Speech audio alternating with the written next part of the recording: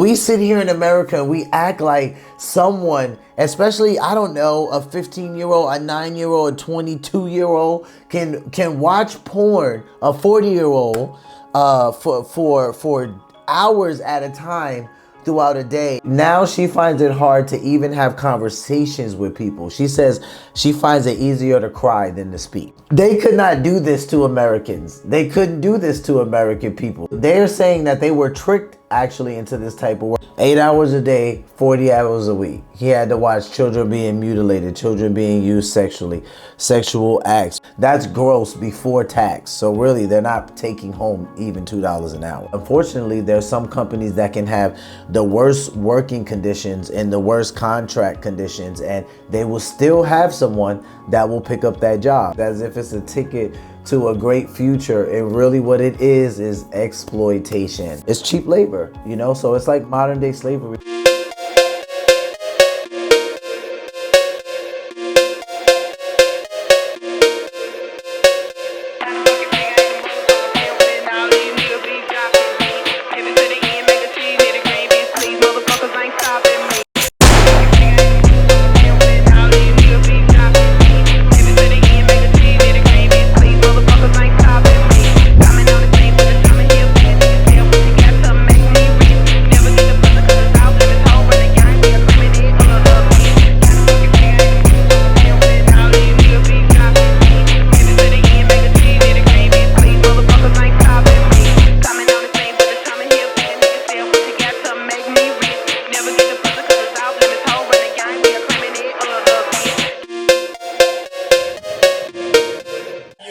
Back soon.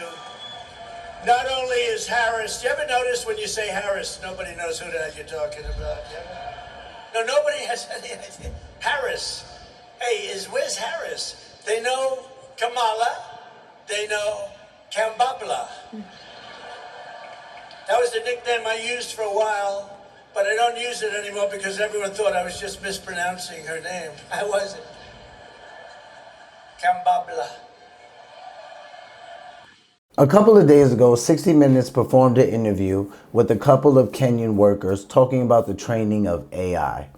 So many of us are so astounded by AI and the things that it does and it can do for us, but I don't think we take the time to think about at the expense of whom or what. Welcome to Cozy Corner TV. I'm your host, Kieran Smith, call me Q, and today we're on the corner. So guys, this interview that 60 Minutes did, I'm not going to lie, the first time I listened to it, and I haven't listened to the entire thing, I was on my way home from somewhere, so I was in the car. And I mean, I was baffled, I was flabbergasted, I was disturbed, I was dysregulated for a little bit. I really didn't know what to think because, you know, I see so many people using AI, and I'm not even gonna lie. A couple of days ago, I literally had a buddy of mine tell me that he used AI to create his sermon. And it's like, I see so many of us obsessed with this AI thing, but not thinking about what's behind this. So what we pick off at in this interview is a gentleman is talking about what he does at his job. And I believe he's a label maker. So he's gonna talk about how he trains AI and how he trains it to do certain things and to recognize certain things. So we're going to go into that, a little bit of the pay, a little bit into how they're hired, and then also some of the effects that some of them have experienced training AI that we never hear talked about. You wouldn't even think training AI would be this devastating, but we're going to take a look at this interview. You were labeling. I did labeling for videos and images. Naftali and digital workers like him spent 8 hours a day in front of a screen studying photos and videos, drawing boxes around objects and labeling them, teaching the AI algorithms to recognize them. So he does this gentleman's name is Naftali. He does this 8 hours a day. He spends 8 hours a day in front of AI. They say basically putting boxes around certain objects, and in doing that, he's teaching AI what to look for. So he'll put a box over something and say, this is a bag, you know, this is a person, this is a sheep. He even goes a little bit more into depth about how like different colors and how if you see this is a black person, this is a white person, or this is white. So it's kind of crazy. label, let's say, furniture in a house, and you say this is a TV, this is a microwave. So you are teaching the AI to identify these items. Right. And then there was one for faces of people, the color of the face. If it looks like this is white. If it looks like this is black, this is Asian. You're teaching the AI to identify them. Right. If it looks like this, it's black. If it looks like this, it's Asian. If it looks like this, it's white. So they're teaching them how to identify. Automatically. Humans tag cars and pedestrians to teach autonomous vehicles not to hit them. Humans circle abnormalities to teach AI to recognize diseases. So they circle abnormalities on brain scans to help the AI recognize even what diseases look like. Even as AI is getting smarter, humans in the loop will always be needed because there will always be new devices and inventions that'll need labeling. You find these humans in the loop not only here in Kenya, but in other countries thousands of miles from Silicon Valley, in India, the Philippines, Venezuela, often countries with large, low-wage populations, well-educated but unemployed. Honestly, it's like modern day slavery because it's cheap labor. It's cheap labor. She says, honestly, training AI is like modern day slavery. And she goes, whoa, whoa, whoa. And the lady says it's cheap labor. She's an activist in Kenya. She says 8 hours a day, 40 hours a week. He had to watch children being mutilated, children being used sexually, sexual acts, people being murdered and being sexually assaulted. It's cheap labor, you know? So it's like modern day slavery, what they have them doing. You can tell that the lady's really taken back by it because she's just kind of like, whoa, whoa, whoa, almost like be careful with the language that you are using. But the civil rights activist, she's like, it's cheap labor. Like modern day slavery, says Narima Wako Ojiwa, a Kenyan civil rights activist, because big American tech companies come here and advertise the jobs as a ticket to the future. But really, she says, it's exploitation. Big American tech companies come there and wave a ticket in front of them about these companies as if it's a ticket to a great future. And really what it is exploitation. Uh-oh, does that sound familiar?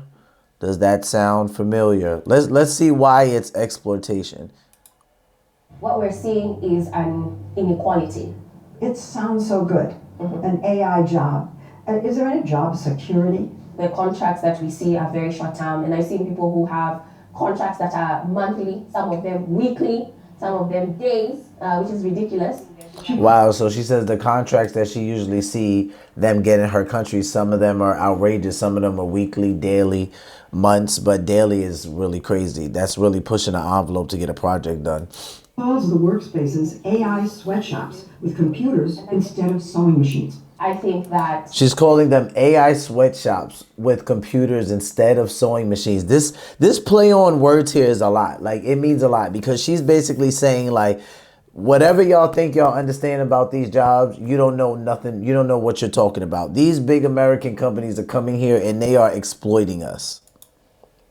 we're so concerned with creating opportunities, but we're not asking, are they good opportunities? Because every year 1 million young people enter the job market, the government has been courting tech giants like Microsoft, Google, Apple, and Intel to come here, promoting Kenya's reputation as the Silicon Savannah, tech-savvy and digitally connected. The president has been really pushing forward opportunities in AI. President? Yes, our president Ruto? Ruto. Yes. The president So she says the president has been really pushing jobs forward in AI. does have to create at least 1 million jobs a year, the minimum. So it's a very tight. So there in Kenya, she says the president does have to create at least 1 million jobs a year. So there's a reason why he's pushing these big tech companies and all this big AI training. Position to be in. To lure the tech giants, Ruto has been offering financial incentives on top of already lax labor laws. But the workers aren't hired directly by the big companies. They engage outsourcing firms, also mostly American, to hire for them.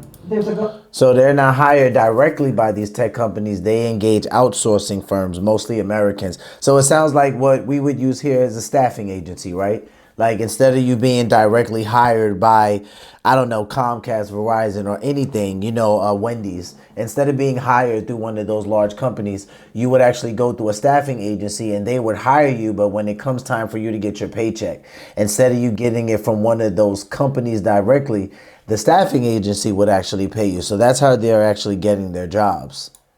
Go between. Yes. They hire, they pay, I mean, they hire thousands of people. and they are protecting the Facebooks from having their names associated with Yes, this. yes. We're talking about the richest companies on earth. Yes, but then they are paying people peanuts. AI Peanuts. jobs don't pay much. They don't pay well. They do not pay Africans well enough. And the workforce is so large and desperate that they could pay whatever and have whatever working conditions, and they will have someone who will pick up that job. So Sound familiar? So she says that they don't pay well. The AI jobs do not pay Africans well. And she said, unfortunately, there's some companies that can have the worst working conditions and the worst contract conditions, and they will still have someone that will pick up that job.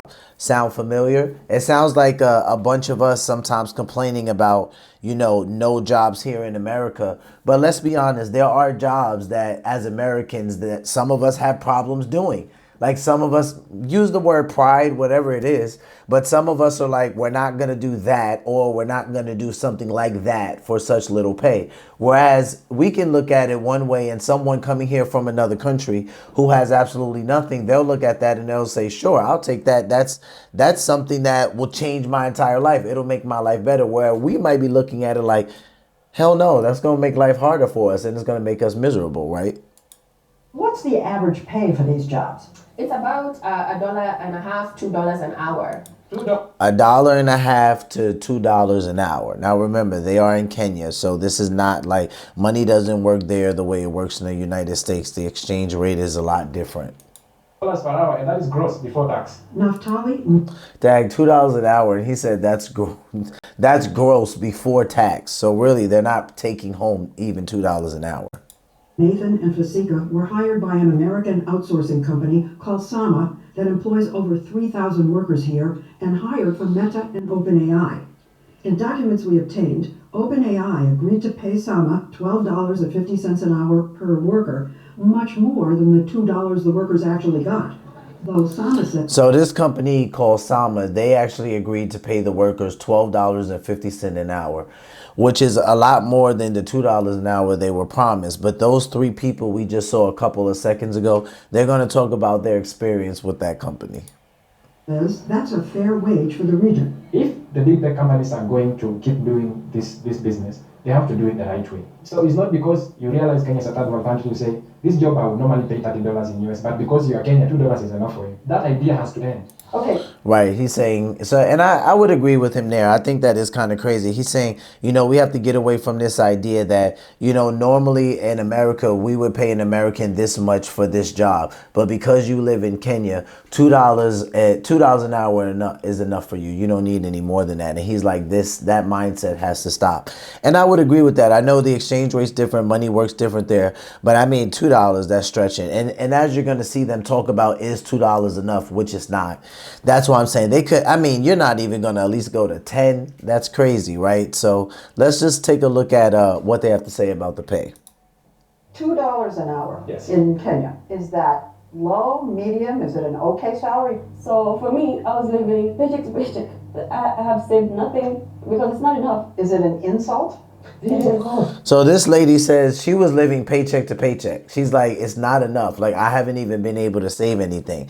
And is it an insult? All three of them unanimously say yes. It is definitely an insult.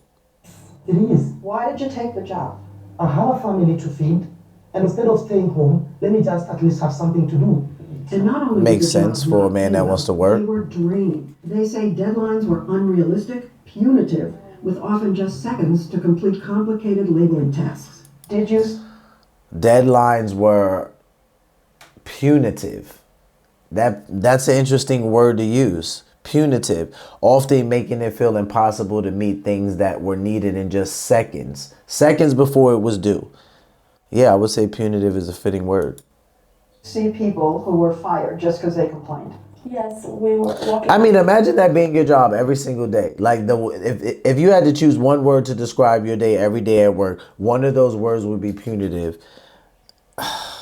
Wow. Okay. And then you're only making $2 an hour. eggshells. They were all hired per project and say Sama kept pushing them to complete the work faster than the projects required, an allegation Sama denies. Let's say the contract for a certain job was 6 months.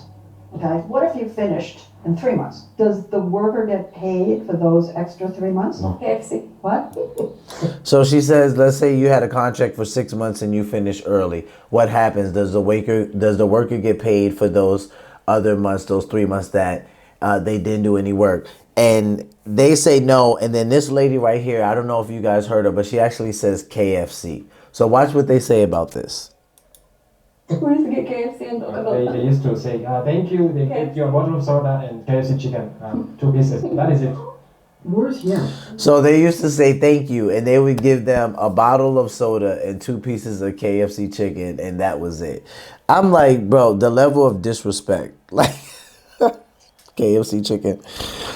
They could not do this to Americans. They couldn't do this to American people. They could not. First of all, someone would throw the freaking chicken at one of them. But I mean, they wouldn't get away with things like this. This is why they go to other countries and they exploit them, because there's no way a large tech company could do this to an American. And that's what you're going to pay us. Like Coca-Cola and KFC. Yeah, right. workers told us that some of the projects for Meta and OpenAI were grim and caused them harm. Grim and cause them harm. So now, again, one of the words you have to pick to describe your everyday life at work. Grim. Okay, first we hear punitive and now we hear grim. I don't know, but this AI thing, it doesn't sound like a good job. Naftali was assigned to train AI to recognize and weed out pornography. Pornography, hate violence, speech and excessive which meant violence. sifting through the worst of the worst content online for hours on end. So he had to sift through the worst of the worst kind of content online for hours on end, because he had to teach AI how to also snuff out porn, excessive violence, hate speech, hate crimes. So listen to some of the things he says. We looked at people being slaughtered, people engaging in sexual activity with animals, people abusing children physically, sexually, people committing suicide. All day long? Yes, all day long. 8 hours a day, 40 hours a week.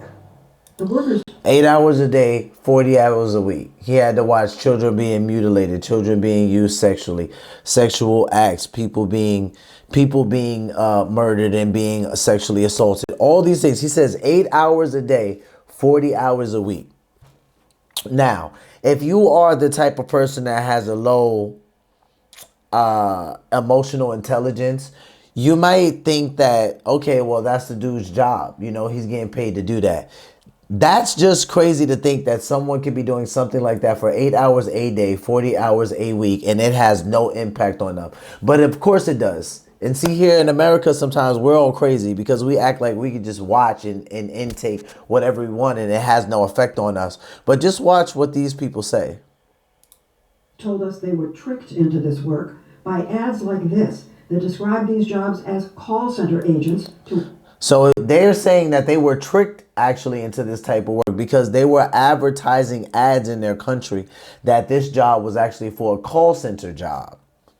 So now if you've ever worked at a call center job, you're probably thinking some customer service, some technical support, some billing. I've worked at a call center before. So that's probably what these people have in mind. Lo and behold, they go and they're making them sift through some of the worst of the worst of the worst things that are happening in the world online for hours at end. who assist our clients' community and help resolve inquiries empathetically. I was told I was going to do a translation job. Exactly what was the job you were doing? I was basically reviewing contents which are very graphic, very disturbing contents. I was watching dismembered bodies or drone attack victims, or you name it. Whenever I talk about this, I still have, flashbacks. Are any of you... Dismembered bodies. She would sift through movies about dismembered bodies, and she says till this day she still has flashbacks about it. You, a different person than they were before? You have... Okay, so she asked them, are any of you a different person than you were before you got this job? this job? Yeah, I find it hard now to even have conversations with people. It's just that Wow. I find it's easy to cry than to speak. She says she finds it hard to even have conversations with people. She says she finds it easier to cry than to speak.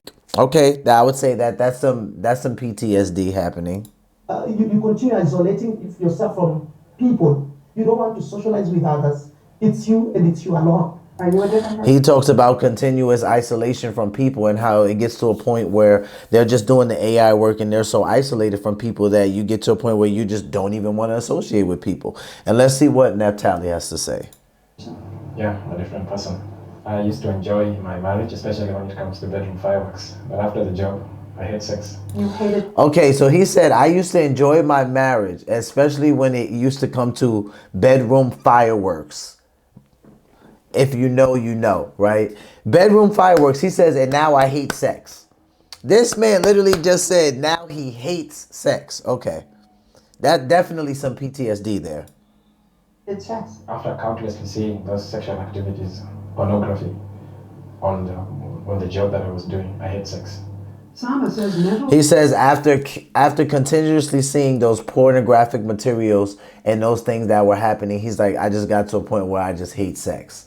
But we sit here in America and we act like someone, especially, I don't know, a 15-year-old, a 9-year-old, a 22-year-old can watch porn, a 40-year-old, for hours at a time throughout a day and think that that's not going to have much of an impact on them. Come on, there's already enough science behind what kind of impact porn has on the brain. It's a horrific impact. Health counseling was provided by, quote, fully licensed professionals, but the workers say it was woefully inadequate. We want psychiatrists.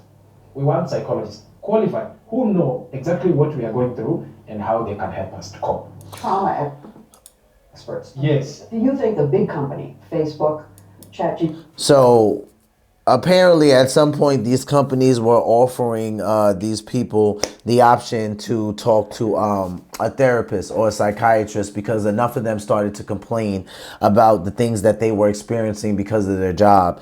And when these people came in, they weren't even qualified. They weren't qualified psychiatrists, psychologists, therapists. None of them, and they just feel cheated. You know, that's why the gentleman Natalie says we want therapists, we want psychologists, but we want people who are qualified, who know what we're going through. And she responds, trauma specialist. And he goes, yes. So apparently training AI to just recognize how to be a human being causes trauma on human beings. Go figure. Who would have known? Who would have ever thought to thunk, right? I think this is amazing because, you know, watching this, one thing that really got to me was I was like, man, they live really different than us. Like, you know, this guy is like traumatized from having to sift through porn all day long. And there are some Americans that are like, I watch porn 12 hours a day. And it's just crazy because we see people in other countries that are more modest, maybe have, I don't know, call it better, greater values. And they're like, dude, this stuff like is making me hate life. Like it's making me hate everything. I don't even want to talk to people. So you guys write down in the comment section, you know, visit that comment box on the corner and let me know what you think about this. This AI stuff is crazy. I'm not going to lie. I barely use AI. I don't use it probably as much as I should. Let's say that. But I do utilize it. But this made me want to be like, man, AI is trash. Like I ain't using AI. So you guys let me know what you think. Thanks for stopping by and chilling with me on the corner. Be easy. Love yourselves. Love each other. Peace.